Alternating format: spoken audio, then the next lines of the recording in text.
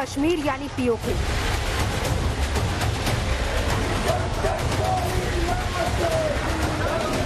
जो आजादी के लिए तड़प रहा है, अपने हक के लिए बेरहम हुक्मरानों के चंगुल से छुटकारा पाने के लिए जद्दोजहद कर रहा है।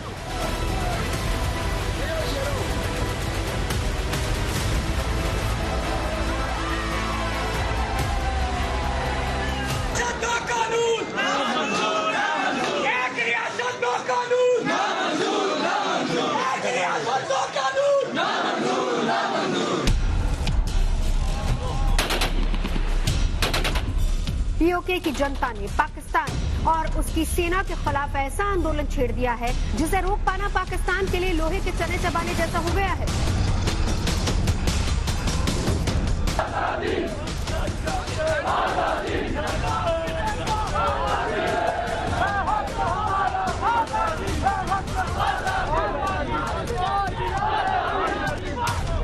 पीओके में नए टैक्स और बढ़ती महंगाई के खिलाफ आक्रोश की आग धधक रही है।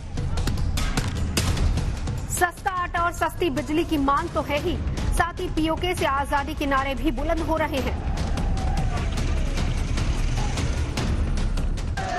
ये मेरी बात नोट कर ली जाए कि अगर इस वक्त के बाद दोबारा किसी के घर गए, आप किसी को अरेस्ट किया, तो फिर उसके बाद मैदान होगा, आप होंगे और हम होंगे।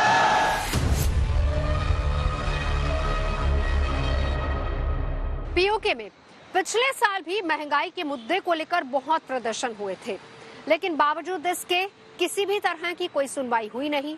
तेल, आटा, दाल सबके दाम लगातार बढ़ते चले गए, जिसके बाद वहां के कुछ संगठनों ने ज्वाइंट आवामी एक्शन कमेटी बनाई, जिसके बैनर तले 10 मई से प्रदर्शनों का सिलसिला शुरू हुआ।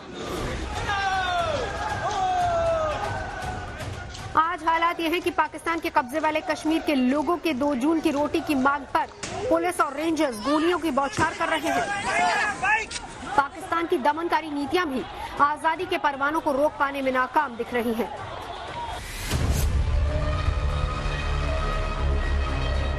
अभी वहां पर ये जो कुछ हो रहा है वो इसलिए हो रहा है कि जब पुलवामा में इन्होंने अटैक किया और हमारे इतने जवान शहीद हुए, मेरा ख्याल है 2019 कौन सी डेट थी, उसमें जब ये हुआ तो उसके बाद इंडिया ने ट्रेड जो है जो $20 बिलियन होता था उसमें से घट के रह गया $2 बिलियन। इन्फ्लेशन वहाँ पर 40% हो गई। वहाँ पर आटे का और जो घर में खाने वाली चीज़ें हैं, आम आदमी की ज़रूरत की चीज़ें हैं, इन्फ्लेशन इतनी बड़ी है और इतने ज़्यादा प्रोटेस्ट हो रहे हैं, दिन रात एक आम पाकिस्तानी जो है वो मर रहा है और पिस रहा है कि उसको खाने को कुछ नहीं मिल रहा। अब तो सब्र का बांध टूटता दिख रहा है। लोगों के दिलों में जो गुस्सा है उसके सामने पाकिस्तानी रेंजर्स की गोलियां भी बेअसर नजर आ रही हैं।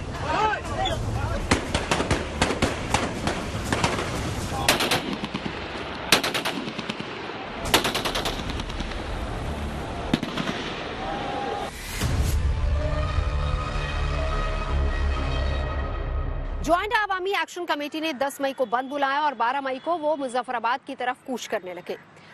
प्रदर्शनकारियों को रोकने के लिए सरकार ने जगह जगह पर बैरिकेडिंग की, जिसका नतीजा ये हुआ कि सुरक्षाकर्मियों और प्रदर्शनकारियों के बीच में जबरदस्त संघर्ष हुआ।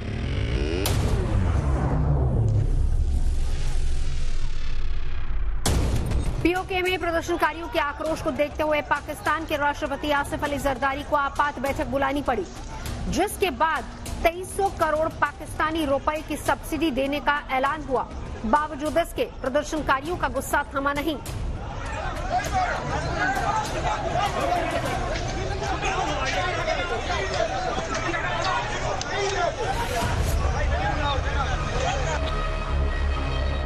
वहां पर फर्ज करो डैम है, बिजली जो मिलती है वो सारी की सारी पंजाब को चाहिए, वो बिजली जो है पाकिस्तान के पंजाब में आ जाती है।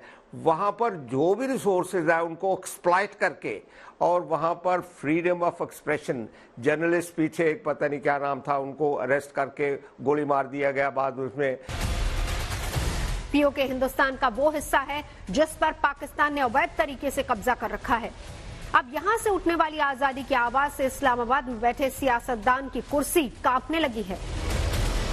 पाक अधिकृत कश्मीर में पाकिस्तान से अलग होने की मांग लंबे समय से उठती रही है, जिसे दबाने के लिए पाकिस्तान हर वो दाव आजमाता रहा है जो इंसानियत को शर्मसार करने के लिए जाने जाते हैं। आज हालात ऐसे बन गए हैं कि पाक अधिकृत कश्मीर यानी पीओके अब खुद ही पाकिस्तान के हाथ से खिसकता नजर आ रहा है।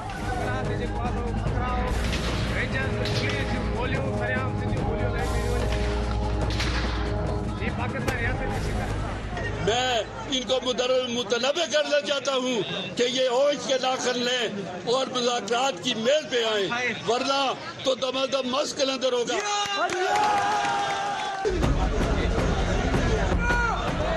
पाकिस्तान के नाजायज कब्जे वाले कश्मीर से आजादी की आवाज पाकिस्तानी फौज और पाक हुक्मरानों को चुभ रही है। लोग खुलकर पाकिस्तानी हुकूमत के खिलाफ बोल रहे हैं, वो पाकिस्तान से आजादी मांग रहे हैं।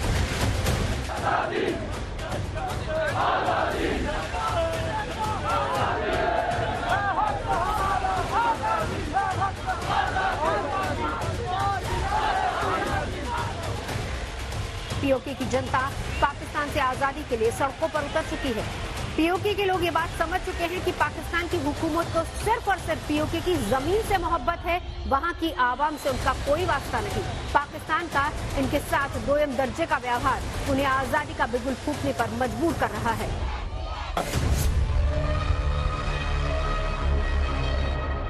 बिजली का मुद्दा पाकिस्तान में सालों से गर्म है। लगातार प्रदर्शन होते रहते। फरवरी महीने में भी पीओके में प्रदर्शन हुए थे और वहां के लोगों की मांग भी जायज है। दरअसल वहां से बिजली पैदा होती है और वहां के आवाम का ये कहना है कि बिजली यहां से पैदा हो रही है, उनके संसाधनों का इस्तेमाल किया जा रहा है, उनके लोगों का इस्तेमाल किया जा रहा है, लेकिन बिजली 24 घंटे किसको मिलती है? अमीर लोगों को। और वहां के आवाम को क्या मिलता है? 15 से 18 घंटे की बिजली। पाकिस्तान में बिजली पीओके से सप्लाई होती है, मगर पीओके के लोगों को बिजली नहीं मिलती। जो मिलती है वो भी इतनी महंगी कि पूछे ही मत। सरकारी नौकरियों में पीओके की जनता को नजरअंदाज किया जाता है। शिक्षा से लेकर चिकित्सा तक में भेदभाव किया जाता है। यूँ कहें कि बुनियादी सुविधाओं को तरस रही है पीओके की जनता, और यही वजह है कि लोगों ने बगावत कर दी है। पाकिस्तान की 20% बिजली पीओके के मंगला डैम से पैदा होती है। इसके बावजूद भी पीओके को उसकी जरूरत की 30% बिजली ही मिल पाती है। इसका बड़ा हिस्सा पाकिस्तान के पंजाब प्रांत को चला जाता है। पीओके में बुनियादी ढांचा कमजोर है। 70 सालों में यहाँ न तो सड़कें हैं, न पुल और न ही ढंग के स्कूल अस्पताल। बताया जाता है कि पीओके में जो कुछ भी इंफ्रास्ट्रक्चर बना है उसका इस्तेमाल सिर्फ और सिर्फ पाकिस्तानी सेना करती है।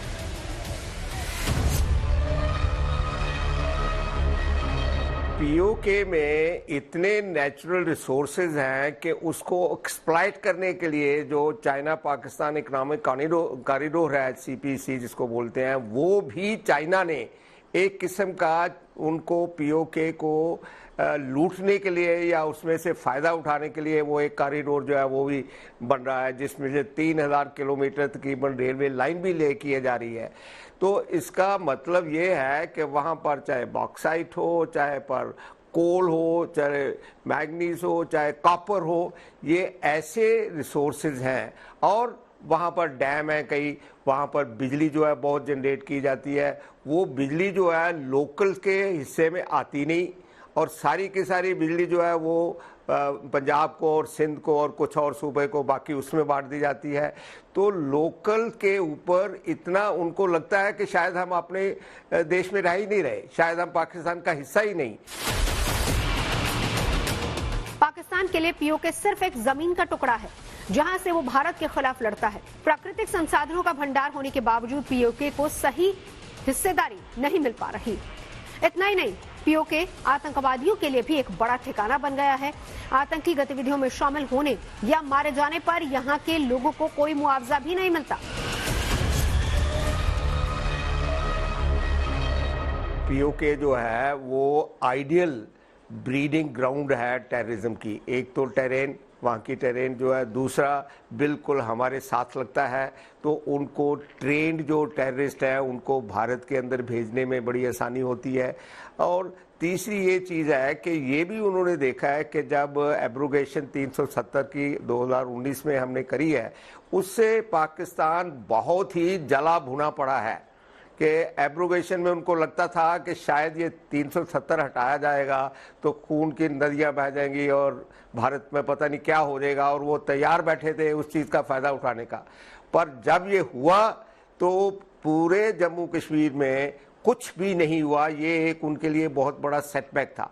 तो ये बदला लेने के लिए हमेशा वो 200, 300, 400 ऐसे टेररिस्ट जो हैं वो हमेशा तैयार रहते हैं, और टेररिस्ट कैंप वहाँ हैं जहाँ सर्जिकल स्ट्राइक करके हमारी एयरफोर्स में उनको डिस्ट्रॉय भी किया।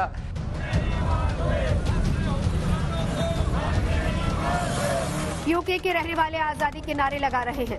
वहाँ की जनता हिंदुस्तान के लिए जान देने की कस्में खा रही है।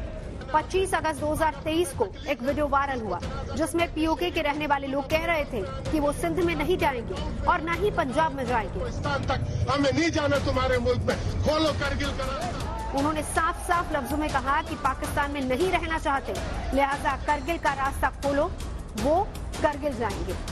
नहीं जाना हमने पंजाब, नहीं जाना हमने सिंध। अगर तुम्हें तकलीफ है इस मुतनाज़ा खित्ते के शहरी को तुम अपने मुल्क में आने के लिए रास्ते में टाउट पैदा कर तो दारुल तांगिर कोहिस्तान तक हमें नहीं जाना, तुम्हारे मुल्क में खोलो करगिल का रास्ता, खोलो हमारा तारीखी रास्ता, हम करगिल जाएंगे।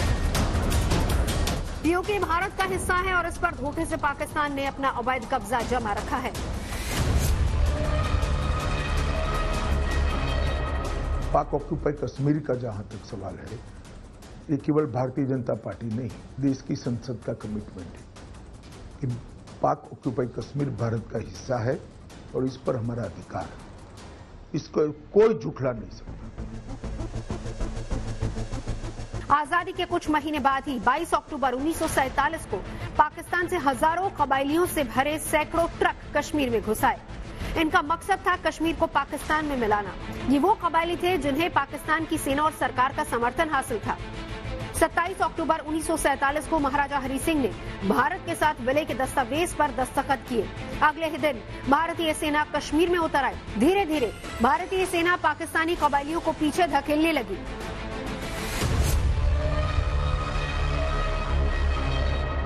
कहा जाता है कि तब के गवर्नर जनरल माउंटबेटन की सलाह पर ही जवाहरलाल नेहरू इस मुद्दे को 1 जनवरी 1948 को संयुक्त राष्ट्र में ले गए।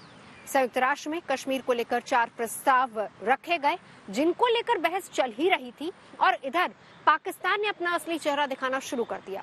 पाकिस्तान ने धीरे धीरे कश्मीर पर कब्जा करना शुरू कर दिया, और जिसका नतीजा ये हुआ कि संयुक्त राष्ट्र की पहल पर सीज फायर का ऐलान हुआ। और इस सीज फायर के बाद ये तय हुआ कि जितना हिस्सा भारत के पास है कश्मीर का, वो भारत के पास रहेगा, और जिस हिस्से पर पाकिस्तान ने कब्जा कर लिया है वो पाकिस्तान के पास चला जाएगा, और उसी को हम कहते हैं पाकिस्तान ऑक्यूपाइड कश्मीर यानी कि पीओके।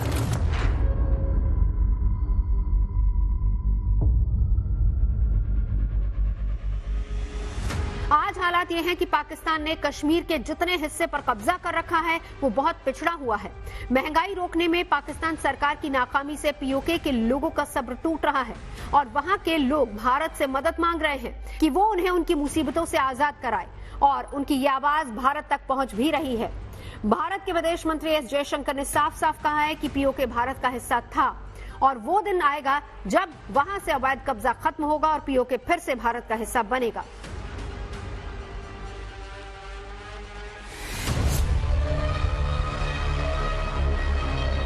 हमारा ये जरूर इरादा है कि एक दिन हम पीओके को जो है वहाँ का इलीगल ऑक्यूपेशन जो है उसको हम ख़त्म करेंगे, और पीओके जो है भारत के साथ वापस जुड़ जाएगा। पाकिस्तान के जुल्म सितम और आक्रोश की आग से बलूचिस्तान भी धधक रहा है।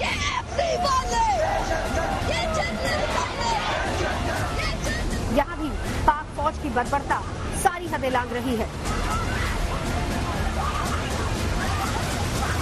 पाकिस्तान के मुक्तदर हल्को मेरी तरफ से सुन लो, हम फिर आजादी मांगेंगे, आजादी की जंग लड़ेंगे। अब एक बात होगी, या आपने जिंदगी का हक देना होगा या आजादी की जंग होगी।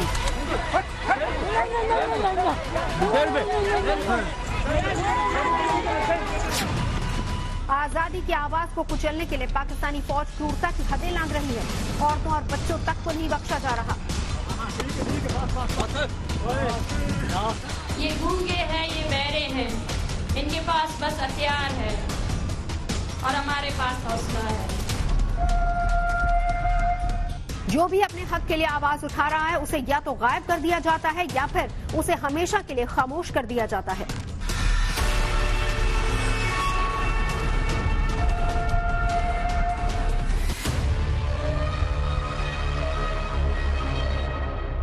बलोचों की वो नस्ल जो अगर आज जिंदा होती तो आज बलोच तहरीक बहुत आगे जा चुकी होती। चुन चुन कर उनको पकड़ा गया, चुन चुन कर उनकी लाशें फेंकी गई। नफरत की इल्तिया तो देखें, उनकी लाशों पर, इनके सीनों पर पाकिस्तान जिंदाबाद का नारा भी लिखा गया।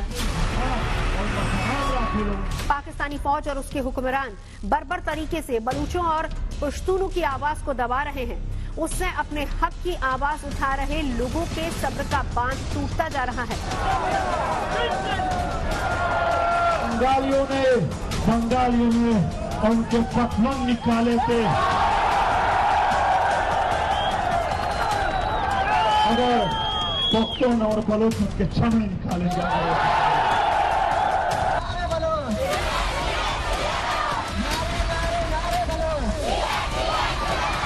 पाकिस्तान के जुल्म सितम से छुटकारा पाने के लिए बलूचिस्तान से लेकर गिलगित बाल्टिस्तान तक छटपटाहट इस कदर बढ़ गई है कि पाकिस्तान के हुक्मरानों के खिलाफ बगावत का बिगुल फूंकने से भी लोग झिझक नहीं रहे।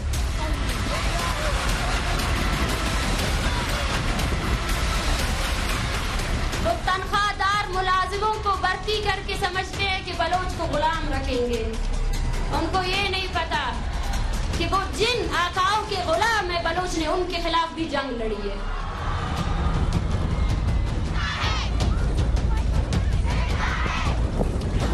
सिंध, खैबर पख्तूनख्वा जैसे प्रांत में भी काफी समय से पाकिस्तान से अलग होने की मांग उठती रही है।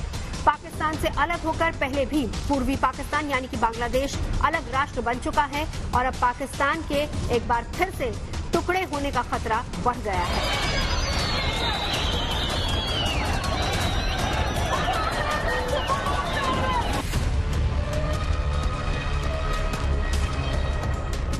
एक पंजाब हो गया, एक खैबर पख्तूनख्वा हो गया, तीसरा जो है सिंध हो गया और चौथा जो है बलूचिस्तान हो गया। इसके साथ दो जो है फेडरल गवर्नमेंट उनकी यानी सेंट्रल की गवर्नमेंट जो है वो दो हिस्सों को वो एडमिनिस्टर करती है। अभी हर जगह पर इंक्लूडिंग पंजाब, बलूचिस्तान में आपको पता है कि बहुत बड़ी एक अपराइजिंग या गवर्नमेंट के खिलाफ बहुत बड़ा तूफान उठा हुआ है और वो बलूचिस्तान जो है जल रहा है। इसी तरीके से सिंध में बहुत तकलीफ चल रही है क्योंकि सिंध का आइडिया ऑफ सिंध नेशन अलग का वो शुरू से 1947 से उनके दिमाग में चल रहा है। उनका अलग कल्चर है, अलग लोग हैं, वो सारे जो है वो अलग होना चाहते हैं। गिलगित और बाल्टिस्तान वहां पर बहुत ज्यादा क्योंकि ट्रीटमेंट जो उनको दिया जाता है। देखिए ये एक बात समझे कि हमेशा जो पंजाब के प्राइम मिनिस्टर रहे हैं, पंजाब वाले प्राइम मिनिस्टर ने बहुत ज़्यादा भेदभाव रखा है दूसरे प्रदेशों के साथ। और पीओके का जो मुजफ्फराबाद है जो उनकी राजधानी है, उनको भी ये लगता है कि पाकिस्तान हमें अपने साथ रखना ही नहीं चाहता। दुनिया भर के थिंक टैंक भी पाकिस्तान के 3 हिस्से होने की बात कह चुके हैं। पाकिस्तान में 4 प्रमुख प्रांत हैं जिनमें से हर एक की अपनी भाषा और जातीय आबादी है।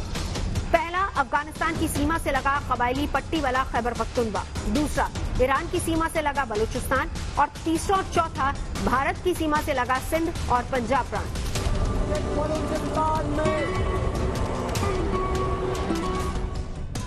दुनिया भर के थिंक टैंक भी कई बार कह चुके हैं कि स्थायी शांति और विकास के लिए पाकिस्तान को 3 से 4 अलग अलग देशों में बांटना होगा।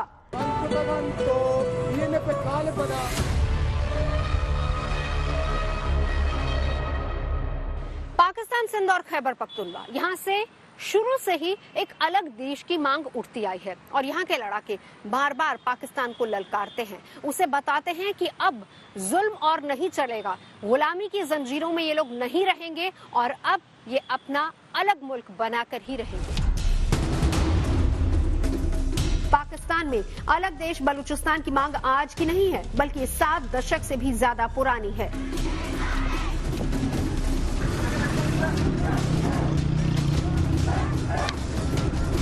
आज एक हंसता खेलता बलूचिस्तान पाकिस्तान और चीन के बीच शतरंज की बिसात का एक मोहरा बन के रह गया है।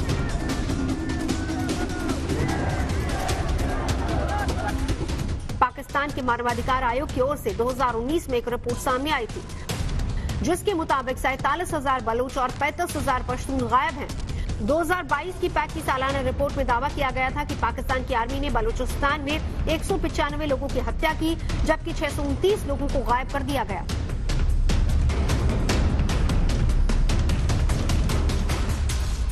बलूच नेशनल मूवमेंट का मानवाधिकार विभाग है। पिछले 2 दशकों से बलूचिस्तान हिंसक विद्रोह की चपेट में है।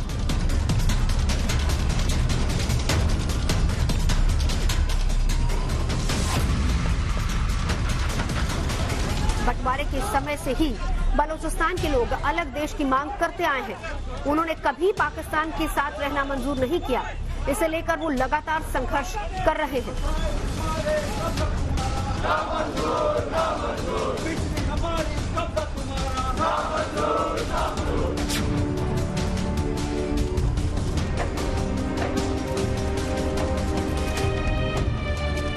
बलूचिस्तान पाकिस्तान का वो इलाका है जो काफी पिछड़ा हुआ है। प्राकृतिक संसाधन खूब है, लेकिन पाकिस्तान के खिलाफ बगावती तेवरों की वजह से बलूचिस्तान इसके लिए नासूर बन गया है।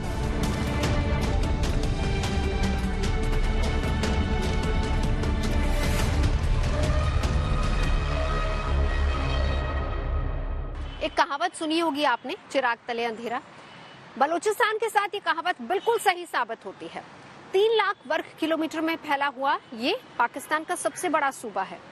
खनिजों का भंडार है यहाँ। बावजूद इसके यहाँ के लोग हमेशा शोषण का शिकार हुए हैं और उनका सबसे ज्यादा नरसंहार हुआ है।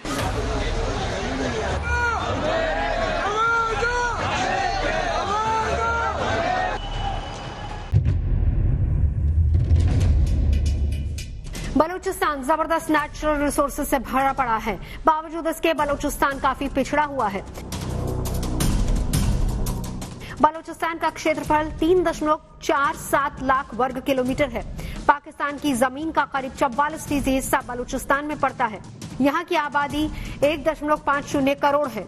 यहाँ के लोग बलूच और उर्दू बोलते हैं। इसे पाकिस्तान का खनिज हब माना जाता है। यहाँ नेचुरल गैस, ऑयल, कोल, कॉपर, सल्फर पाया जाता है। पाकिस्तान के कुल गैस प्रोडक्शन का 40% से ज्यादा बलूचिस्तान रीजन से प्रोड्यूस होता है।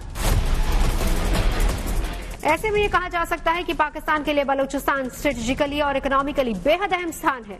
बावजूद इसके पाकिस्तान ने इस इलाके की अनदेखी की।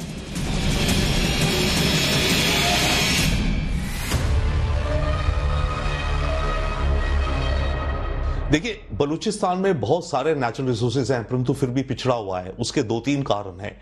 एक तो पाकिस्तान की सरकार ने बड़े लंबे समय तक बलूचिस्तान को निगलेक्ट किया और पाकिस्तान की सरकारों ने कभी भी अपने देश के अंदर इंफ्रास्ट्रक्चर इत्यादि को डेवलपमेंट करने की कोई खास फोकस ज्यादा नहीं करा। पाकिस्तान तो हमेशा बिजी रहा कि जो आतंक का खेल चल रहा है उसमें अपने को मिडिल मैन बना करके अमेरिका से मदद लेते रहो कि भाई तालिबान से लड़ूंगा, इधर चाइना को बोले जी सी-पैक कॉरिडोर का। तो पाकिस्तान ने अपनी इकोनॉमी खुद डेवलप करने की सोची ही नहीं, फोकस ही नहीं करा। बलूचिस्तान पहले ब्रिटिश इंडिया का हिस्सा नहीं था, लेकिन इसके बड़े हिस्से पर अंग्रेजों का कब्जा था, जिसे हम बलूचिस्तान के नाम से जानते हैं। एक वक्त पर वो 4 रियासतें हुआ करती थी: कलात, खरान, लासबुला और मकरार।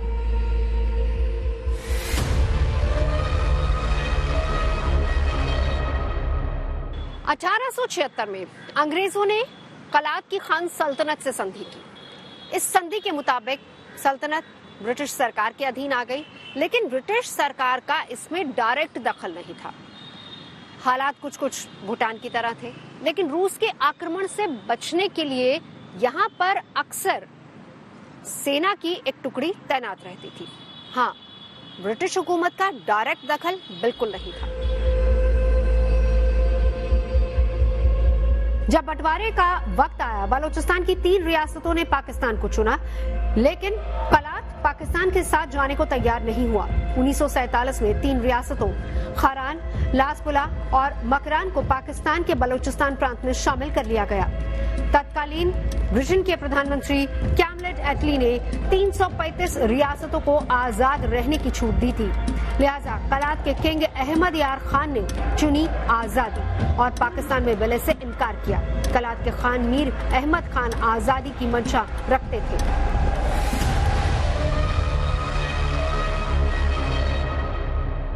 इधर अंग्रेज गए और उधर बलूचिस्तान ने अपनी आजादी की मांग कर दी, जिसको पाकिस्तान ने स्वीकार कर लिया, लेकिन बाद में पाकिस्तान मुकर गया।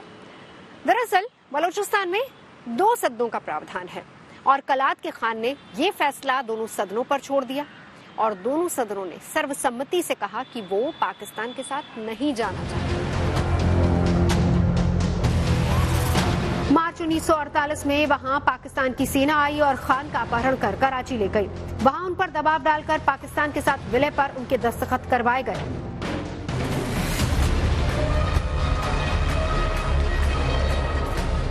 बलूच अलगाववादियों और पाकिस्तान की सरकार के बीच विवाद दरअसल आजादी की बात से ही चल रहा है। 1948 में सेना ने मीर अहमद यार खान को अपना राज्य कलात छोड़ने के लिए मजबूर कर दिया। उनसे कलात की आजादी के खिलाफ एग्रीमेंट भी साइन करवा लिया गया, लेकिन मीर के भाई प्रिंस नहीं चाहते थे कि कलात पाकिस्तान के अधीन आए और बलूचिस्तान हिस्सा बने उसका। मई 1948 में अब्दुल करीम खान ने पाकिस्तान सरकार के खिलाफ अलगाव का बिगुल फूंक दिया। तब से ये संघर्ष लगातार चल रहा है। साल 1959 में बलोच नेता नौरोज खान ने इस शर्त पर हथियार डाले कि पाकिस्तान की सरकार अपनी 1 यूनिट योजना को वापस ले लेगी, लेकिन पाकिस्तान की सरकार ने उनके हथियार डालने के बाद उनके बेटों समेत कई समर्थकों को फांसी पर चढ़ा दिया। बलोच आंदोलन को पाकिस्तानी सेना ने हमेशा ताकत से कुचलने की कोशिश की। 1974 में जनरल टिक्का खां के नेतृत्व में पाकिस्तानी सेना ने मिराज और F-86 लड़ाकू विमानों के जरिए बलूचिस्तान के इलाके पर बम गिराए। यहां तक कि ईरान के शाह ने अपने कोबरा हेलीकॉप्टर भेजकर बलूच विद्रोहियों के इलाकों पर बमबारी की।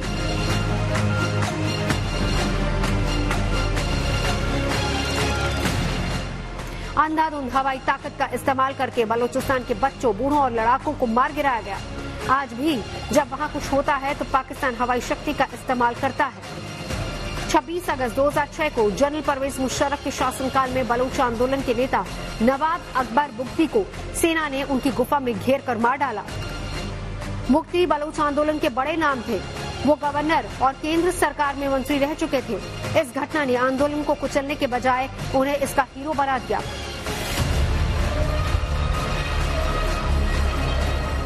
बलूचिस्तान के अंदर जो उबाल आया बुगती की मुद्दा के बाद, हत्या के बाद, और दुनिया भर में कम से कम जो बलूचिस्तान के डायस्पोरा थे उन्होंने कुछ आवाजें उठानी शुरू करी। जब उन्होंने बाहर आवाजें उठाई दुनिया पाकिस्तान के बाहर, तो जब कुछ मीडिया ने कैरी करी तो बलूचिस्तान के अंदर लोगों में और एनर्जी आई कि भाई हां, हमारी जो मांगे हैं, हमारी जो परेशानियां हैं, हमारे जो कंप्लेंट्स हैं, और पाकिस्तान की सरकार जिस तरह से हमें कुचल रही है, इसके बारे में दुनिया को अब और पता चलना शुरू हो गया। नवाब अकबर बुख्ती की हत्या के बाद से लेकर अब तक पाकिस्तानी सेना पर बलोच अभियान के लिए लड़ रहे लोगों को गायब करने और उनकी गुपचुप हत्या करने का आरोप है।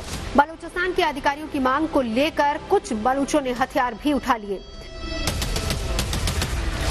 Balochistan liberation army, Balochistan liberation front, united Baloch army, Lashkar Balochistan, Balochistan liberation united front जैसे कई संगठन बलूचिस्तान की आजादी के लिए संघर्ष कर रहे हैं।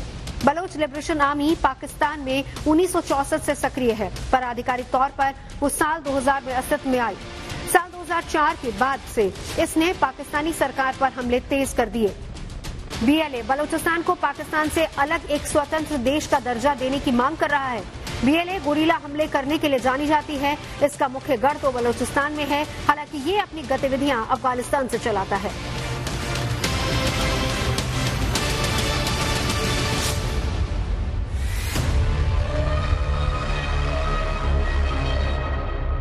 जब तक पाकिस्तान जुल्म ढाता रहेगा तो वहां की अवाम को गुस्सा आता रहेगा और बलूचिस्तान लिबरेशन आर्मी को सपोर्ट मिलता रहेगा अपने लोकल अवाम से। एक दूसरा, बलूच लिबरेशन आर्मी को जो सपोर्ट मिल रहा है वो मिल रहा है जो बलूची लोग हैं जो देश के बाहर रहते हैं, खासकर यूरोप में, इंग्लैंड में, जर्मनी में, अमेरिका में, कनाडा में, वो बलूच लिबरेशन आर्मी के लिए उसके मैसेज को दुनिया में फैला रहे हैं, as well as financial support भी कर रहे हैं।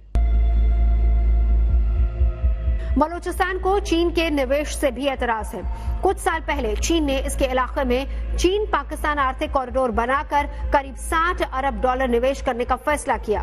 पाकिस्तान में तो इसे गेम चेंजर माना गया, लेकिन बलूच लोगों ने इसे पसंद नहीं किया। अरबों डॉलर के चीन पाकिस्तान आर्थिक गलियारे की शुरुआत के बाद से प्रांत में पाकिस्तान के खिलाफ गुस्सा और ज्यादा मुखर हो गया। बलूचों का कहना है कि चीन पाकिस्तान इकोनॉमिक कॉरिडोर उनकी आजादी की राह में रोड़ा है। बलूचों को डर है कि अगर यहाँ 50 लाख चीनी आकर रहने लगेंगे तो उनकी आजादी बलूचों से ज्यादा हो जाएगी। तब बलूच कहाँ जाएंगे? वो अपने ही इलाके में अल्पसंख्यक बनकर रह जाएंगे।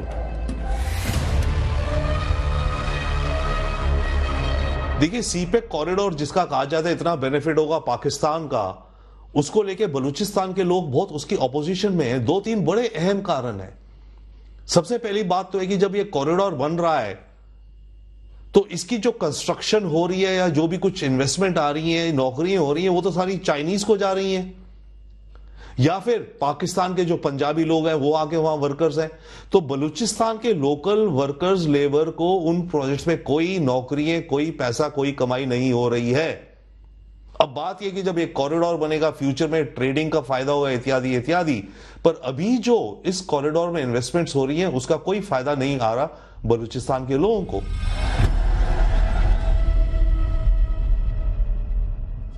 इस वक्त पाकिस्तान के सामने एक बड़ी समस्या ये भी है कि बलूचों के साथ पश्तून भी पाकिस्तान से आजादी की मांग तेज कर चुके हैं। पाकिस्तान के सामने संकट ये भी है कि तालिबान ने साफ कर दिया है कि वो ड्यूरन लाइन को बॉर्डर नहीं मानता। अफगान पठान कहते हैं कि पेशावर अफगानिस्तान का हिस्सा है और इस वक्त पाकिस्तान के अवैध कब्जे में है। तो पाकिस्तान के लिए बलूचिस्तान और खैबर पख्तूनख्वा दोनों से बुरी खबर है। ये दोनों ही नहीं बल्कि सिंध में भी अलग सिंधु देश की मांग उठती रही है। आज बनेगा सिंधु देश, सिंधु देश, सिंधु देश। दुनिया भर के थिंक टैंक भी कई बार ये कह चुके हैं कि स्थायी शांति और विकास के लिए पाकिस्तान को 3 से 4 अलग अलग देशों में बांटना होगा।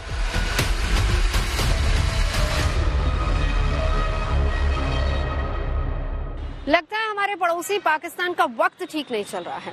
हालात कैसे हैं दुनिया इससे वाकिफ है। सियासी संकट से हम और आप सभी वाकिफ हैं। सेना का दखल बार बार वहां पर रहता है। अर्थव्यवस्था इस तरीके से चरमरा गई है कि आम लोगों की कमर तक टूट गई है। अब हालात ये हैं कि वहां विरोध के स्वर आए दिन सुनने को मिलते हैं। गिलगित बाल्टिस्तान जहां पर लगातार विरोध हो रहा है और वो भी जायज है क्योंकि उनका शोषण लगातार पाकिस्तान ने किया है, और रही सही कसर सिंध से भी जो आवाजें उठ रही हैं वो पूरी करते रही है। आज बनेगा सिंधु देश। बलूचिस्तान पीओके की तरह सिंध में भी वहां के मूल निवासियों के साथ पाकिस्तान की सेना ने लगातार दमन किया। वहां के अधिकारियों को कुचला गया, वहां के प्राकृतिक संसाधनों को लूटा गया और सिंध के प्राकृतिक संसाधनों को लूटकर पंजाब की सेना और पंजाब के नेताओं ने अपने पेट को भरा।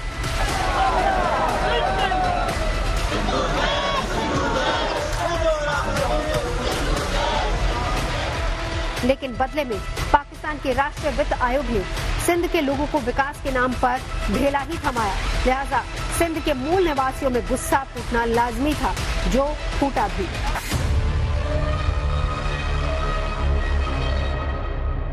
पंजाब की सत्ता में शुरुआत में उर्दू भाषी मुजाहिरों का राज था, लेकिन धीरे धीरे पाकिस्तानी पंजाबियों का राज इस पूरे इलाके में होता गया। सत्ता से लेकर सेना तक में इनका दखल इतना बढ़ गया, जिसके बाद वहां के लोगों की मुश्किलें ज्यादा बढ़ी और यहीं से सिंधु देश की मांग फिर से उठने लगी। आज पाकिस्तान में हर ओर से आजादी की छटपटाहट नजर आ रही है। पाकिस्तान की हर गली से आजादी के नारे गूंज रहे हैं। वहीं दूसरी ओर सेना और पाकिस्तान के हुक्मरान अपनी झोली भरने में जुटे हैं। उन्हें जनता की परवाह नहीं है। महंगाई चरम पर है, पाकिस्तान पर अरबों डॉलर का कर्ज है। अब तो IMF भी पाकिस्तान को कर्ज देने से हिचक रहा है। ऐसे में दिवालिया होते पाकिस्तान से विकास की बात करना बेमानी है। आतंक को पालने पोसने में पाकिस्तान बड़ी रकम खर्च करता है। अब तो आतंक भी उसके लिए भस्मासुर बन गया है। हर ओर भुखमरी, बेरोजगारी और भ्रष्टाचार का खेल चल रहा है, जिसमें पिस रही है पाकिस्तान की जनता। दिल्ली से नवजोत रंधावा के साथ bureau report, good news today.